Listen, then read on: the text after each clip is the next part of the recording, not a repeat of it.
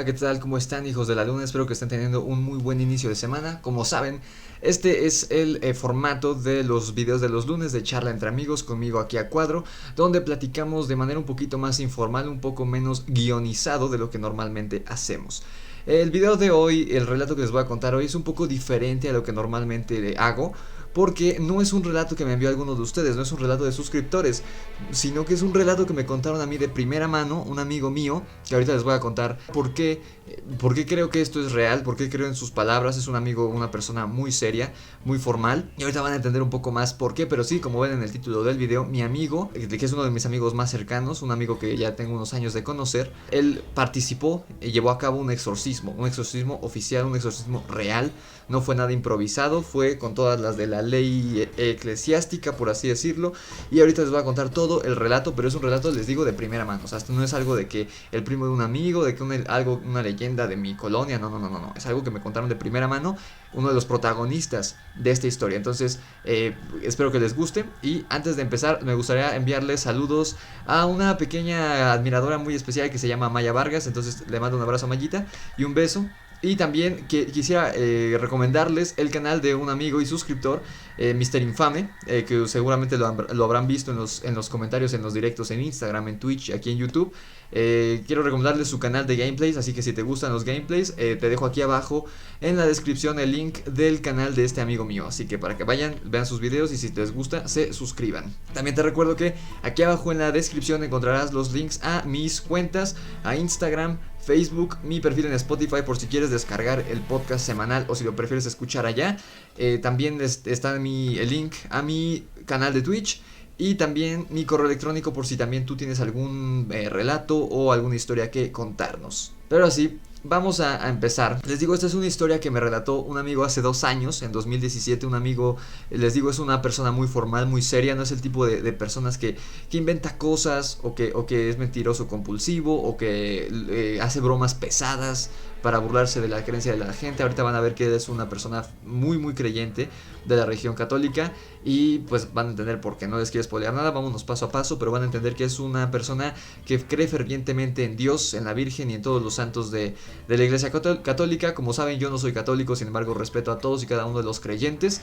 Y este amigo, al ser tan querido y tan cercano y que me dio permiso de contar este relato aquí en el canal para ustedes, pues voy a tomar todo absolutamente como una verdad absoluta que él me contó. Este amigo, cuya identidad permanecerá resguardada obviamente en este relato, y también de los otros protagonistas, porque digo, no sé, no creo que vaya a haber problemas, pero ahorita van a entender por qué estoy resguardando la identidad de estas personas. Todas van a permanecer en completo anonimato. Los nombres que aparecerán, que les mencionaré a continuación, son ficticios, no son sus nombres reales. A mi amigo lo vamos a llamar Jorge en este relato. En esta ocasión lo vamos a conocer como Jorge, así que cuando haga mención de Jorge, estoy hablando de mi amigo. A él lo conozco, a un pequeño preámbulo. Esta es una plática entre amigos, literal, una plática de historias de terror, de fantasmas, de demonios. A este amigo yo lo conozco de la universidad. Estudiamos juntos en la universidad, estuvimos conviviendo durante 3 años y todavía convivimos bastante. Pero antes de entrar a la universidad, él es un par de años más grande que yo. Antes de entrar a la universidad, él se estuvo preparando en la orden de los frailes dominicos, porque él, antes de decidir ser universitario, de estudiar una carrera universitaria, él había decidido, cuando era más joven, ser sacerdote. Así que en un momento de su vida él estuvo estudiando, por así decirlo, para convertirse en un sacerdote. Lo que les voy a relatar hoy, entonces, como les digo, él me lo contó en el año de 2017, pero esto ocurrió en el año del 2015, o sea, 2 años antes de conocerlo y de que me lo contara. Y se trata, como ven en el título del video, es un exorcismo vivido y contado desde el punto de vista no de un familiar, como ocurre normalmente en los relatos que vas a encontrar en La Mano Peluda, aquí en YouTube y demás, donde la mayoría de los relatos de exorcismo son contados desde el punto de vista de un familiar muy cercano del poseído. En este caso no, en este caso lo vamos a escuchar desde el punto de vista de uno de los sacerdotes, que es mi amigo, que llevó a cabo este exorcismo. Como les digo, todo comienza en el año de 2015, cuando un grupo de sacerdotes de la orden de dominicos a la que pertenecía mi amigo, que estaban aquí ubicados en la Ciudad de México, fueron llamados a que acudieran a la ciudad de Cuernavaca, que para los que hijos de la luna que me escuchan de otros lados del mundo, Cuernavaca es un estado muy cerca de la Ciudad de México, como a 2 horas en coche. Entonces los dominicos, una de las como iglesias donde estaban los dominicos allá en Cuernavaca, mandaron llamar a un grupo, como en una llamada de auxilio prácticamente, a sacerdotes de aquí, de la misma orden de los dominicos, pero de la Ciudad de México, a que fueran allá a ayudarlos al estado de Morelos, en la ciudad de Cuernavaca. Un fraile de esta misma orden, de la orden donde estaba mi amigo, al que vamos a llamar Fray Rubén en este relato, pidió auxilio a los emisarios de esta orden que les digo aquí en la capital, ya que tenían en sus manos un posible caso de posesión demoníaca en la ciudad de Cuernavaca y requería de su ayuda inmediatamente. No sé por qué pidieron ayuda a los de aquí de México, no sé si haya como que rangos o algo así. El punto es que no se daban abasto con la gente que tenían allá de la misma orden en Cuernavaca, entonces mandaron llamar gente de la Ciudad de México. Para celebrar el exorcismo, como se ve en muchas películas, no se puede hacer así como si nada, no se puede oficiar como pedir como una misa o algo así, eso es algo más complicado. Todo este rollo de hacer exorcismos, como vemos en las películas, se tenía que pedir permiso a la arquidiócesis mexicana, la cual era un proceso administrativo bastante largo, bastante tedioso, que iba a tomar mucho tiempo. El tiempo era algo con lo que no contaba la familia de este chico, de esta persona que estaba poseída en Cuernavaca. Entonces por eso ahora entienden que estoy resguardando la identidad de los sacerdotes. Además yo no sé la identidad, el nombre real de estos sacerdotes, porque mi amigo no me los dijo. Él me dijo, vamos a decirle así porque por esto, porque digo, no sé cómo esté la cosa ya ahí entre las autoridades eclesiásticas, no sé si se pudieran meter en un problema grave. Pero bueno, el punto es que ese es su nombre, porque pues, se saltaron a fin de cuentas un proceso administrativo dentro de la iglesia cuando fueron a ayudar a este chico a Cuernavaca. Me cuenta mi amigo que esta llamada de auxilio desde Cuernavaca se hizo un día martes en el mes del año de 2015, les digo. Y el día jueves, es decir, 2 días después, un grupo de 13 sacerdotes, en el que se incluía mi amigo, ya estaban camino a Cuernavaca en un coche para realizar el exorcismo. Llevaban todo el equipo, todas las cosas necesarias. Me dice mi amigo que se les bendijo, se bendijo a todos y cada uno de estos 13 sacerdotes dominicos. Fueron bendecidos y además, antes de partir, se les pidió insistentemente a todos ellos que llevaran la capa de frailes predicadores. Esto, como yo que no estoy tan familiarizado con la iglesia, me lo explicó Jorge. En su momento me dijo que el requerimiento de esta prenda religiosa no era algo común, no era algo que les piden normalmente en el día a día dentro de las actividades eclesiásticas.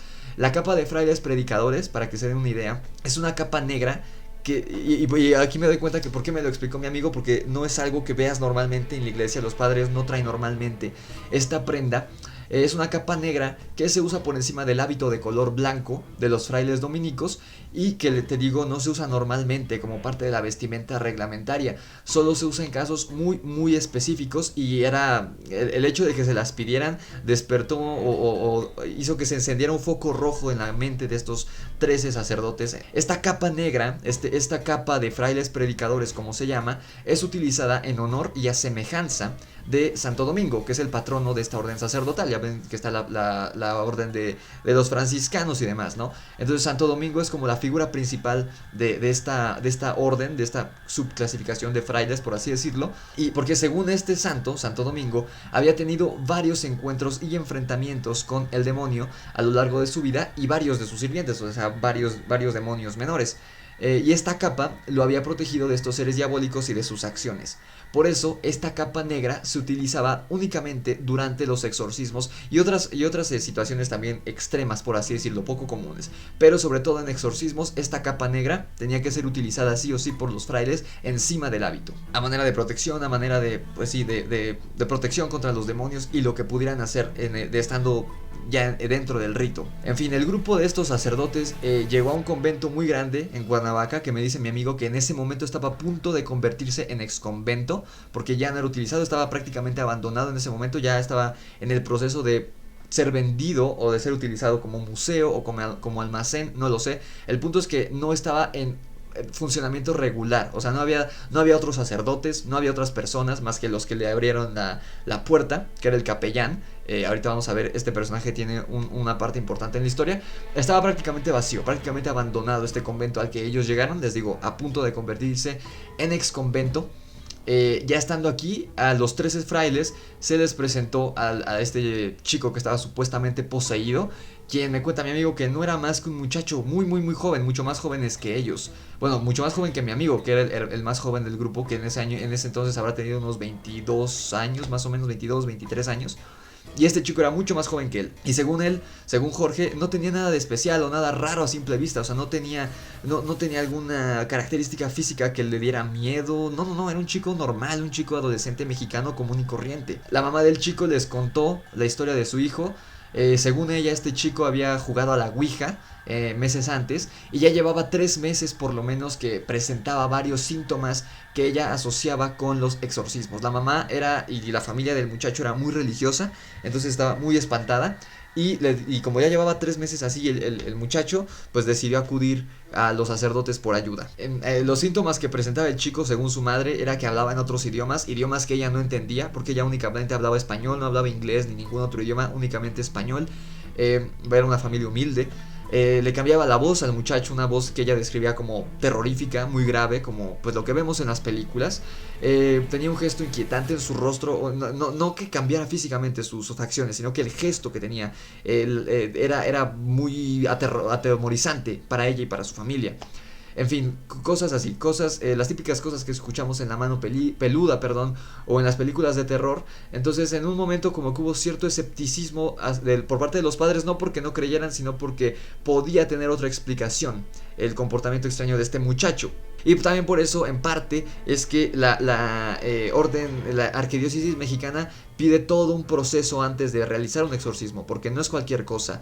Y para los creyentes esto es algo peligroso, como vamos a ver ahorita en este relato, y que puede terminar en tragedia. Hay muchos casos famosos de exorcismos, por ejemplo en el que está basada la historia del exorcismo de Emily Rose, que es un caso que se dio en Alemania en los años 70. Algún día hablaré de él en el canal, pero ese fue un caso que terminó en tragedia. Entonces, para los creyentes esto no es cualquier cosa, por eso se lleva a cabo una investigación y un proceso administrativo, no es nada más porque sí.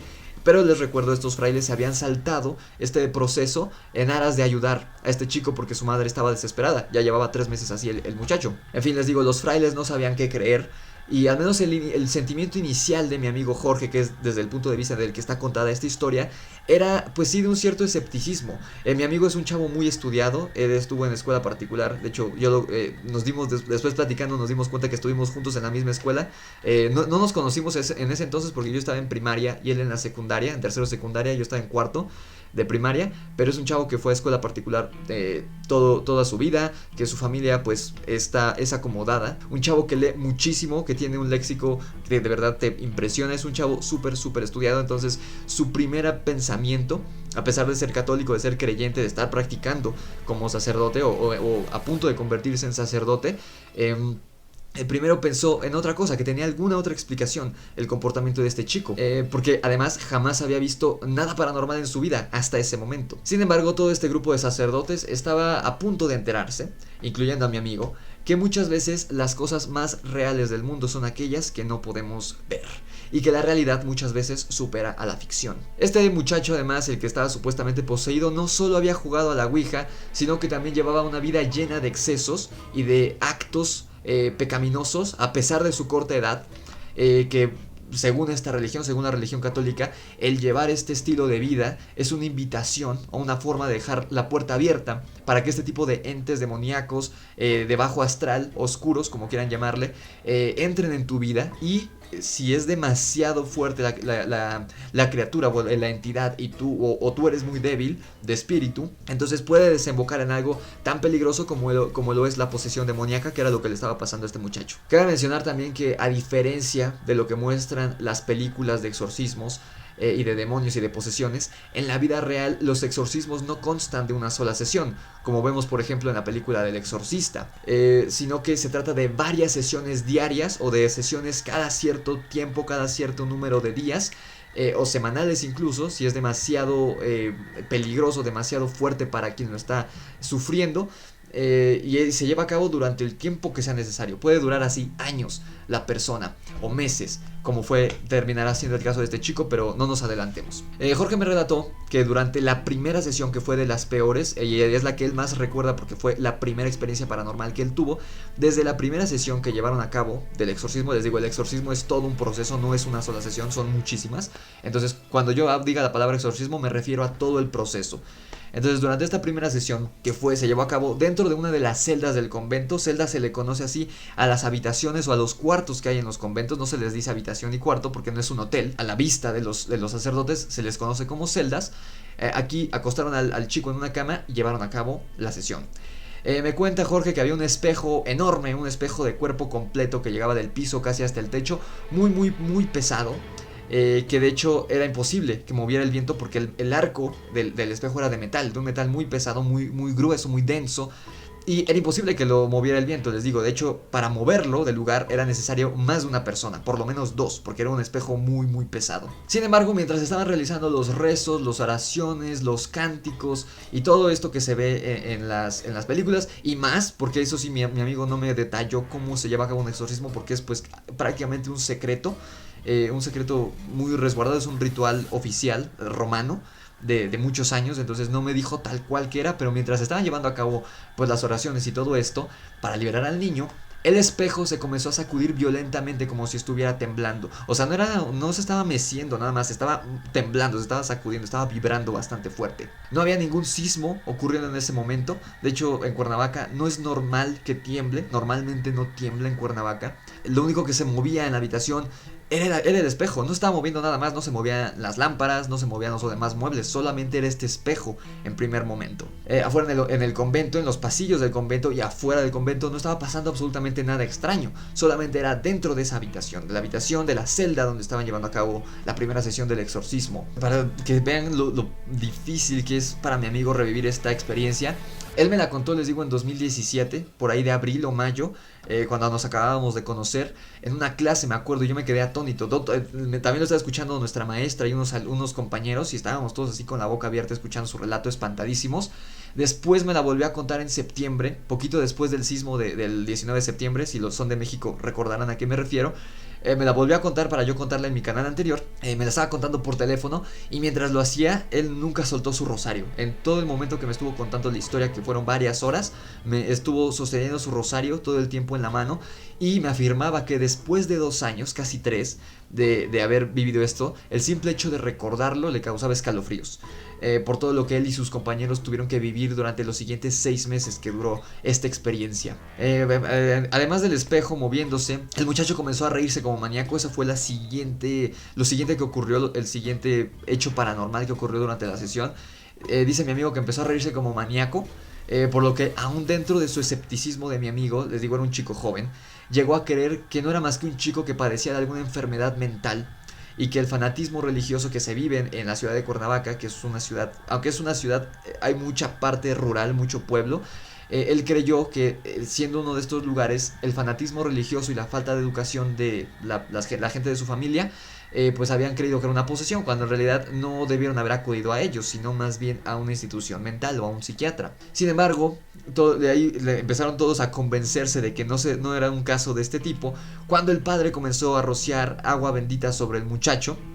El chico empezó a gritar de dolor con unos gritos espantosos, unos alaridos horribles, y les ordenó detenerse a los sacerdotes porque sentía que se ahogaba y que no podía respirar.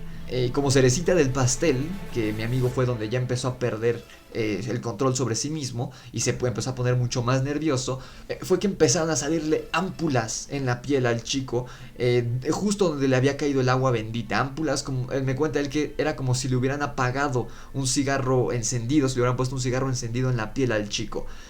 O sea, le empezaron a salir de la nada, le empezaron a salir estas quemaduras donde había caído el agua en su piel.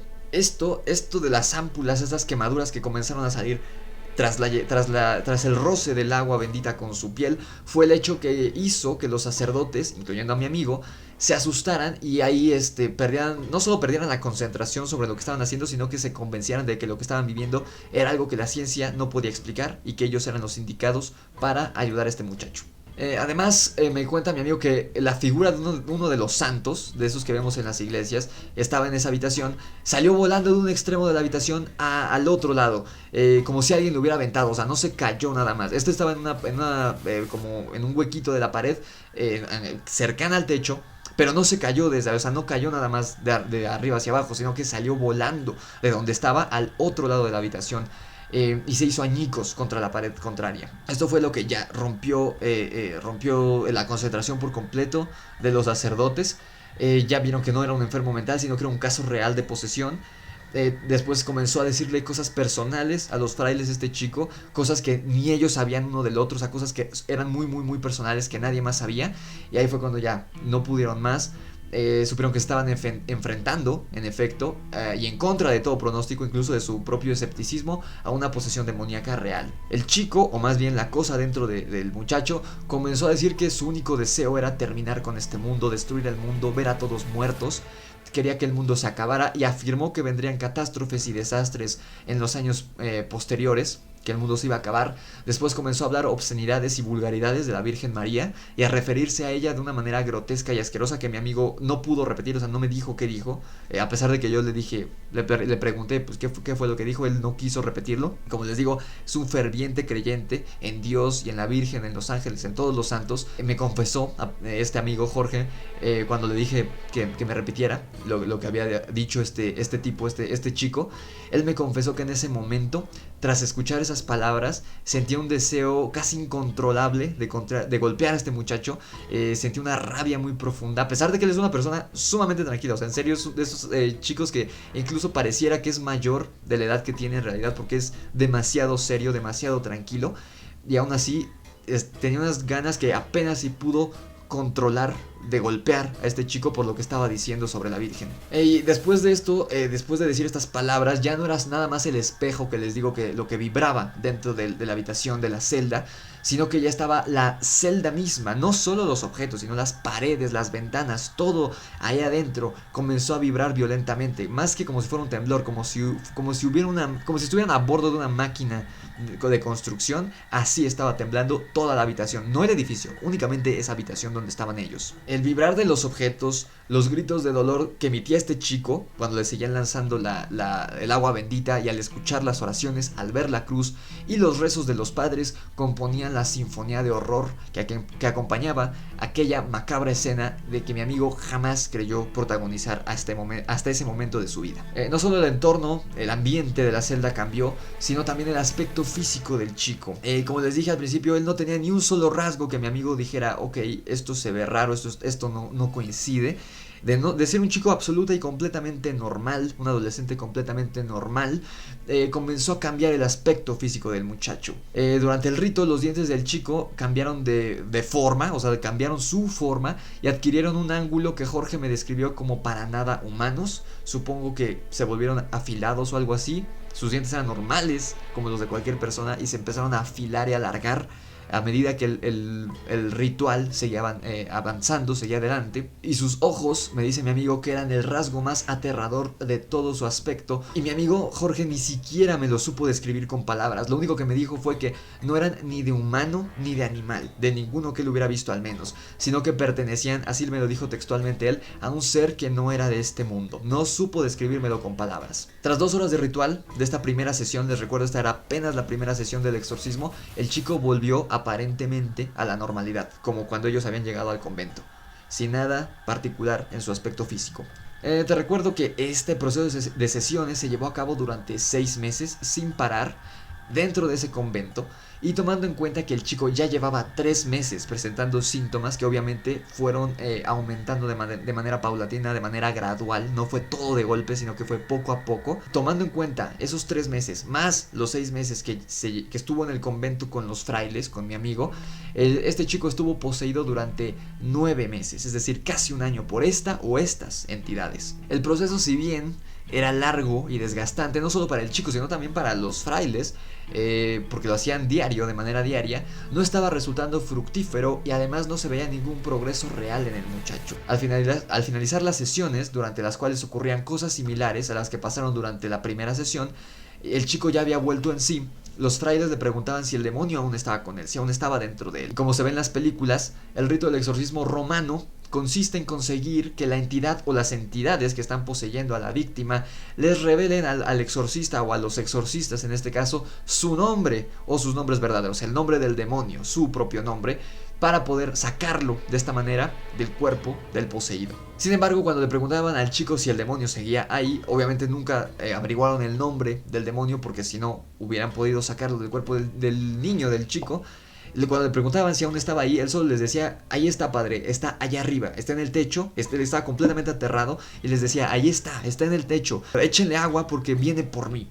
Los padres veían la cara de terror del muchacho, volteaban a ver al techo y no veían absolutamente nada. El único que podía ver a esa cosa era el muchacho poseído. Y ellos, aunque los sacerdotes miraban al techo y no veían a nadie acercarse al chico, ni nada extraño, nada aterrador, nada, no había sombras, no había un humo en ese momento, no había nada en la habitación, pero sí podían sentir la presencia de ese enemigo invisible y poderoso al que estaban tratando de vencer. La temperatura de la celda donde se llevaba a cabo el ritual descendía a niveles inimaginables. En un principio descendía únicamente durante las sesiones, pero al pasar de los meses ya había terminado la sesión y esa celda siempre estaba helada, como si fuera un congelador. La temperatura estaba normal en el resto del convento. De hecho, además, si conocen Cuernavaca, y si no les platico, Cuernavaca es conocida como la ciudad de la eterna primavera, porque es una ciudad donde hace muchísimo calor. Incluso yo, que me ha tocado estar allá en Navidad, en diciembre, en la época más fría del año, incluso en esas épocas el calor es bastante alto. Ahora imagínense lo extraño que les resultaba a los sacerdotes y al mismo chico que era de ahí, de Cuernavaca, conocía el clima de ese estado. Imagínense lo aterrador y lo extraño que les parecía que, estando afuera a 30 y tantos, casi 40 grados, adentro de la celda hacía un frío infernal. Los meses pasaban y los sacerdotes iban perdiendo la esperanza de ayudar a este pobre chico.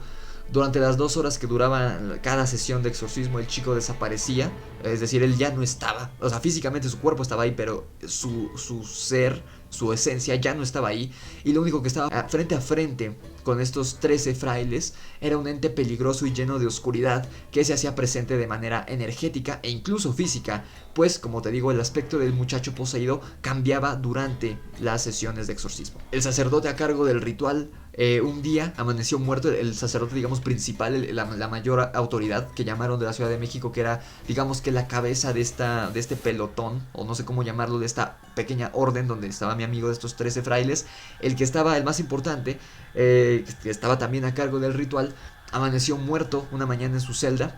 Lo terrorífico, lo que lo sacó de onda a los otros sacerdotes, es que había muerto durante la noche, después de que habían terminado una de las sesiones precisamente de exorcismo. Es decir, terminaron la sesión una noche, se fueron a dormir y a la mañana siguiente este fraile, el fraile principal, estaba muerto. Otro fraile de la misma orden de los dominicos fue enviado desde la Ciudad de México para sustituirlo, y lo aterrador es que él también murió unas semanas después. Todo esto ocurriendo dentro del convento. Los frailes nunca dejaron el convento en ningún momento, nunca regresaron a la Ciudad de México, siempre estuvieron dentro de ese convento en la ciudad de Cuernavaca. La madre del chico, con el pasar de los meses y al ver que las cosas, lejos de mejorar, estaban empeorando, decidió dejar a este chico al cuidado de los sacerdotes las 24 horas, lo dejó ahí permanentemente en el convento, se quedó con ellos día y noche. Decía que su hijo ya no existía, que estaba muerto, y que esa cosa era muy peligrosa como para tenerla en su casa y no la quería tener cerca de ella ni de su familia. Como te dije al inicio de este relato, este lugar, este convento donde estaban,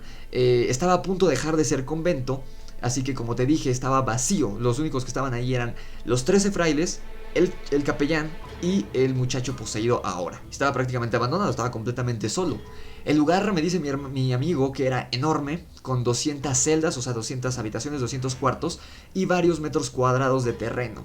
En todo ese espacio, te repito, únicamente estaban los 13 frailes. Entre esos 13 estaba mi amigo Jorge, el chico poseído y el capellán. O sea, eran 15 personas en un terreno de varios cientos de kilómetros cuadrados y 200 celdas. Y todo esto volvía esta experiencia aún más aterradora de lo que ya era, pues nadie contó con que estarían encerrados durante 6 meses en un terreno tan grande, con ese demonio, con esa cosa que estaba poseyendo al muchacho. Como parte del exorcismo, como parte del ritual del proceso, los sacerdotes tenían que darle la comunión. Para los que no son católicos, la comunión es que mojan una hostia redonda pequeña de color blanco en un poco de vino y con unos rezos se la dan a los católicos, a los feligreses, y esto simboliza que estás aceptando y estás recibiendo el cuerpo y la sangre de Cristo en tu vida y en tu ser. Esto tenían que hacerlo con este muchacho. Sin embargo, cuando lo hacían, el chico escupía la hostia y se estaba negando a aceptar el cuerpo de Cristo. El chico no solo gritaba en español durante las sesiones, sino que también gritaba en arameo y en latín, idiomas que, aunque estos sacerdotes no hablaban con fluidez, por así decirlo, lo sabían identificar, porque muchos de los pasajes y escritos de la religión católica que debían estudiar, incluyendo también a mi amigo, se encontraban en estos idiomas, por lo que, aunque no lo hablaran como tal, los sacerdotes sabían identificar que se trataba de arameo, de latín, de estos idiomas, de estas lenguas muertas. Sin embargo, no había razón por la que el chico conociera estos lenguajes antiguos, porque no estaba recitando lo que decían los sacerdotes, estaba diciendo otras cosas en este idioma. Y les digo, este chico era un muchacho muy humilde que apenas hablaba español, entonces no había forma de que él conociera estos lenguajes muertos. Fue en el mes de octubre cuando el terror rompió cualquier barrera física o terrenal. Rompió la barrera de esta celda que era donde se llevaba a cabo las cosas extrañas. En los otros sitios del convento no había pasado nada, no veían ni escuchaban cosas extrañas, hasta que llegó el mes de octubre, donde el terror logró salir de esa celda donde estaba el chico las 24 horas, que no salía ni para comer, todo el tiempo estaba ahí, y logró invadir el convento entero. Les digo, fue una noche de octubre, después de cenar, que los acenaron los frailes, le llevaron de comer al muchacho, y ellos, después de que terminaron de cenar, se fueron a dormir. Después de la cena, cuando mi amigo ya estaba dormido, dice que vivió la peor experiencia que le tocó en el transcurso de esos 6 meses dentro de ese convento. Me dice que en la madrugada, cuando ya estaba profundamente dormido, una espantosa voz le empezó a hablar al oído y lo despertó, obviamente. Alarmado por lo grotesco de la voz, mi amigo buscó el origen de ese sonido, y aunque sonaba junto a él me dice que lo escuchaba junto a él estando él acostado en la cama, no supo encontrar la fuente de ese sonido. O sea, pareciera que estaba junto a su cama, pero no había nada, y no había nada en toda la celda, no había nada en la habitación. Esta voz no hablaba en español, ni en inglés, ni en latín, ni en arameo, ni en hebreo, ni en ninguna otra lengua que mi amigo pudiera reconocer, porque mi amigo habla bastantes idiomas, habla perfectamente inglés. De hecho, él nació en Estados Unidos, aunque vive aquí en México, y su familia es de Estados Unidos. Él nació en Estados Unidos, habla inglés a la perfección, creo que habla francés. Les digo, se maneja bastante bien en el español, sabe bastantes lenguas, y además de las que tenía que conocer por estar estudiando, no sé si se dice así, o preparándose para ser sacerdote, que eran latín, arameo y hebreo, no era ninguna de estas lenguas la que estaba hablando esta voz terrorífica. Además, según Jorge, esta voz sonaba aún peor y aún más terrorífica que la que utilizaba el muchacho durante las sesiones del exorcismo. Esa voz que utilizaba el muchacho, que era por lo que sabían que el demonio estaba presente, era gutural, era profunda, era ronca, y aún así esta voz que estaba escuchando en ese momento era muchísimo peor que aquella. Por unos instantes, para escuchar esta voz que era, como dice mi amigo, para nada terrenal, era, les digo, mucho más terrorífica que la que usaba el muchacho cuando estaba poseído, por unos instantes se quedó paralizado de miedo en la cama y sin saber todavía de dónde provenía esa maldita voz. Después de un rato de estar paralizado, logró ponerse de pie, fue al baño, se mojó la cara, trató de tranquilizarse y se puso a caminar como león enjaulado dentro de la celda, en completa oscuridad, a mitad de la noche, tratando de convencerse a sí mismo de que su mente le había jugado alguna mala pasada, que todo había sido un sueño, que el terror vivido durante las sesiones, porque ya llevaban varios meses, ya casi se cumplían los 6 meses de que estuviera ocurriendo esto, dijo, a lo mejor lo que viví me ha estado persiguiendo, estoy teniendo secuelas psicológicas, está haciendo estragos en mi mente, debe haber sido algo así, no debe ser nada real. Ya más tranquilo, varios minutos después de estar caminando en la celda, se volvió a acostar mi amigo dispuesto a regresar a dormir, pero la voz sonó de nuevo, y ahí fue cuando él supo que ya no había sido un sueño, porque estaba más que despierto. La volvió a escuchar y sonaba aún más fuerte, como si estuviera más cerca. De nuevo Jorge se puso alerta, se volvió a poner de pie y la voz se cayó para dar paso a otro sonido, uno que despertó en mi amigo el miedo más profundo en su ser, un terror que él jamás ha vuelto a sentir y que no había sentido antes, a pesar de ya haber vivido varias sesiones de exorcismo. Ya no era escepticismo lo que él tenía, ya creía 100% en que lo que estaba viviendo era algo paranormal. Sin embargo, este sonido le despertó un terror todavía peor que el que ya había tenido durante 6 meses. Este sonido era nada más y nada menos que unas campanas. Estas campanas que sonaban tintineantes se oían lejanas, como si estuvieran a la distancia. Y al igual que la voz que había escuchado unos minutos antes, era imposible determinar de dónde provenían. Jorge no sabe explicar hasta la fecha, después de ahora 5 años de este suceso, por qué el sonido de esas campanas le había causado tanto terror, un terror incluso más intenso que el terror que le había provocado esa voz minutos antes. Y le digo, todo lo que había vivido durante los exorcismos. Pero no pudo soportarlo más, no pudo soportar el terror que estas campanas despertaron en él y salió corriendo de su celda. En la madrugada, llegó al patio del convento y se tiró de rodillas, en pijama, en completa oscuridad, a mitad de la noche, del frío, porque les digo, aquí ya era octubre.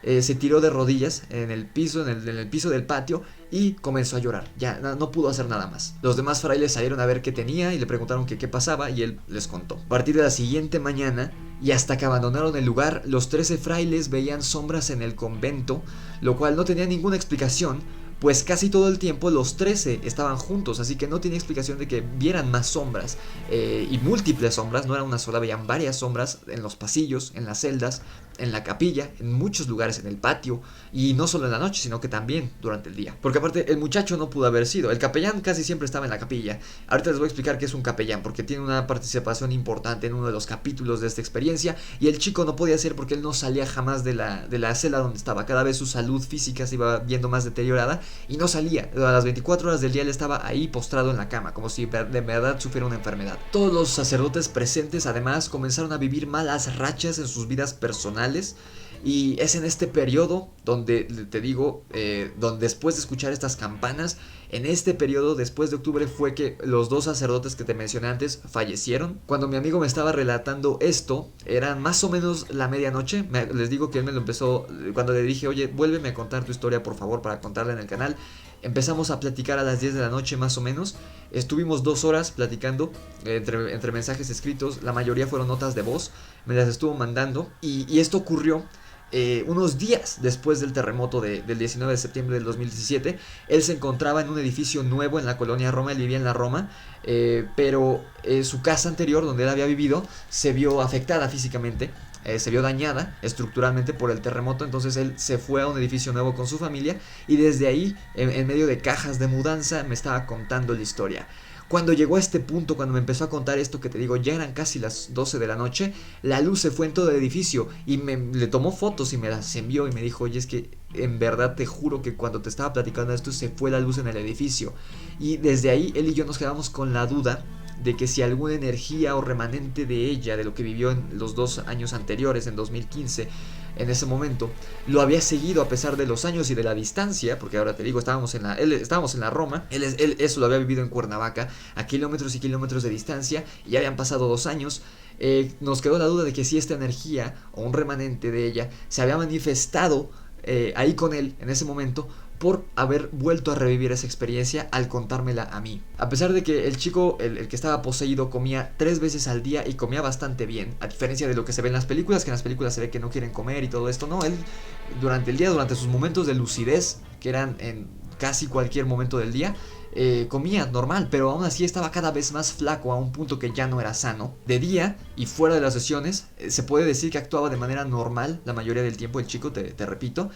En la habitación de este muchacho siempre debía haber flores, en todo momento, todos los días, no como decoración, sino porque me dice mi amigo que las flores son la representación de la Virgen María. Entonces el hecho de que él tuviera flores en todo momento era un símbolo de que la Virgen lo acompañaba en todo momento durante su camino tan duro que estaba haciendo. Sin embargo, las flores debían ser cambiadas todos los días, porque por las mañanas siempre, de manera inexplicable, las flores amanecían podridas y apestosas, como si ya llevaran meses ahí, pero llevaban unas cuantas horas. Y esto ocurría todas las mañanas. Y te repito, en Cuernavaca es un clima prácticamente tropical, donde la vegetación se da muy fácil. En una ocasión el purificador, ¿qué es el purificador? Es el recipiente donde se guardan las hostias de la comunión. En una ocasión este purificador, esta ornamenta, desapareció.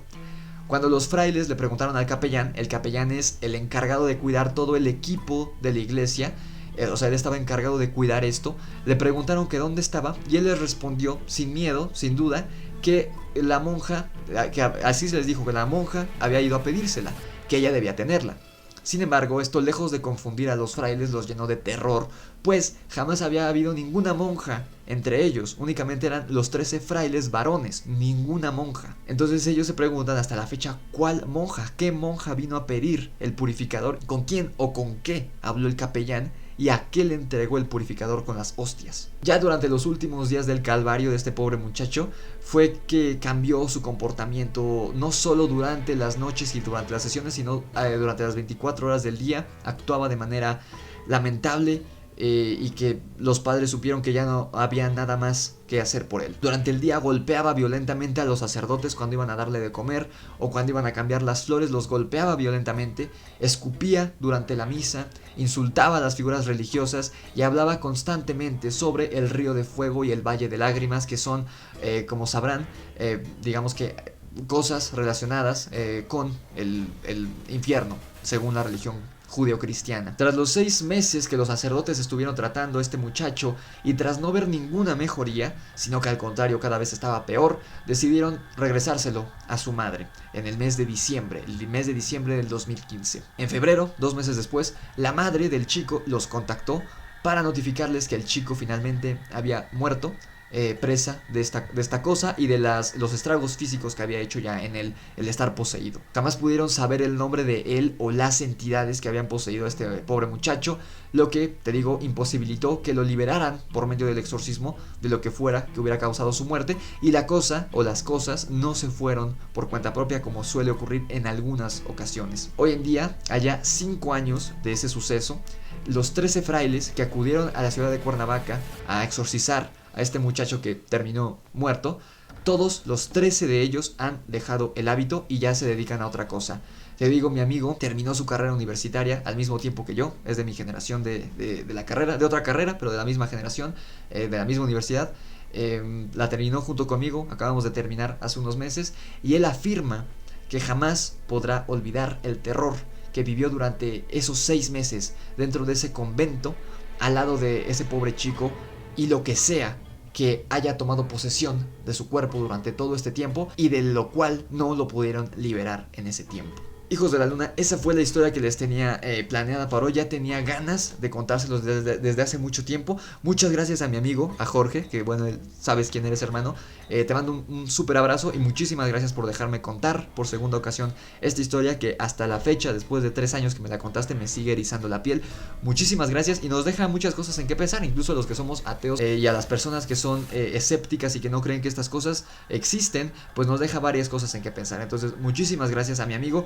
Muchísimas gracias a todos ustedes que están viendo este video, gracias por los likes, gracias por el apoyo, ya estamos cada vez más cerca de llegar a los 20,000 suscriptores. Recuerden que este viernes tenemos directo aquí en YouTube y se viene, ya casi empieza el mes de octubre, que va a ser un mes muy especial, el mes del terror aquí en el Grimorio de Rix. Se vienen muchas sorpresas, así que estén al pendiente y compartan el canal con todos sus amigos que sean amantes del terror y del misterio, de la criptozoología, los vampiros, los hombres lobo, los demonios y todas estas cosas que nos encantan.